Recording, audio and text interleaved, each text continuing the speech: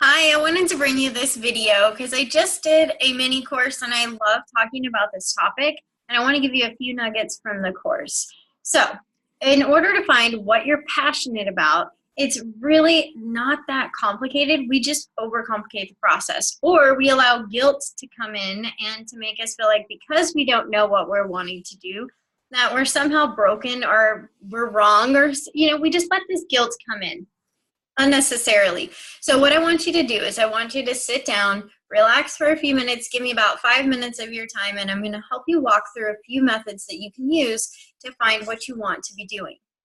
So if you want to write out everything that you've ever wanted to do in life for a career, okay, write out everything, whether it's from childhood, current abilities, current situations, and then I want you to actually next write out everything that you actually did.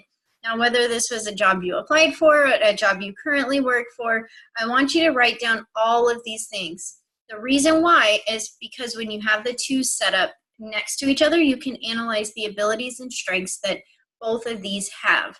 And you can start to compare what is it that you really enjoy doing.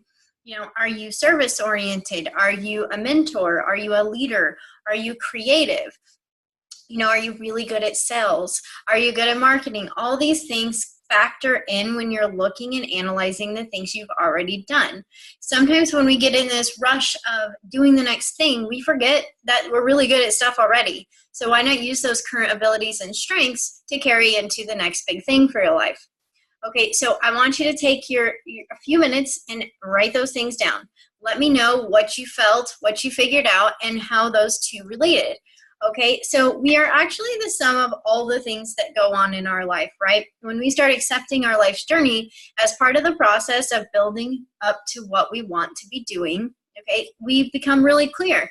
It becomes so clear on why you want to be doing these things. So you're the sum of your desires, which is the things that you want to be doing for others, your current skills and ability, the things that you do really, really well, as well as your experiences.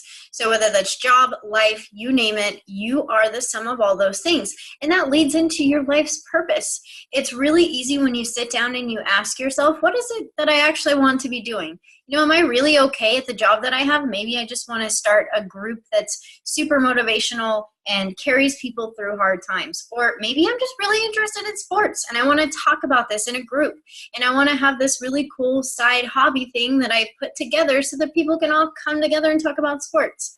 So sometimes we work in our passion, and sometimes our passion just works through us in situations. So giving yourself that ease of mind to know that, you don't have to know what you're passionate about. You can have multifaceted excitements and enjoyments in your life, and allow yourself to just enjoy what you're doing and figure out what it is that you want to be doing. So maybe you don't want to be in your current job. That's where you can sit down with a mentor or somebody that can ask you those questions that can kind of dig around in your brain and help you open up. Sometimes we just need that outsider's opinion and be like, hey man, you're really awesome at this, so why not do this? Instead of feeling like you have to be way over here or, a further down the line. Allow it to be easy. Allow the whole process to be easy, and just figure out what you actually want to do and go for it. Maybe you can't quit your job right now, but you can start taking the stepping stones necessary to make those things happen and transition for your life. The more time you give yourself to be okay changing in your life, the better. Think about it. We evolve all the time throughout our life. You're not the same person that you were 10 years ago, maybe even 5 years ago. So give yourself that ease of mind to know that you evolve throughout a lifetime. So what you wanted to do 10 years ago might not be what you want to do now. And you might be in this job that you've been at for years and years. So you have two options. You can either learn something new while you're at that position and really kind of heighten your skills. A lot of times we forget. We just want to be learning something. It's in our mind to be growing. So go and grow and read something. Or you find something that you want to do instead. And the ways that we can do this are through asking ourselves, clearing out the space to have that ability to ask yourself. Because a lot of times when we're putting that pressure on ourselves to be perfect or know the answers, then we feel obligated to know the answer instead of just letting it happen flowing and easy.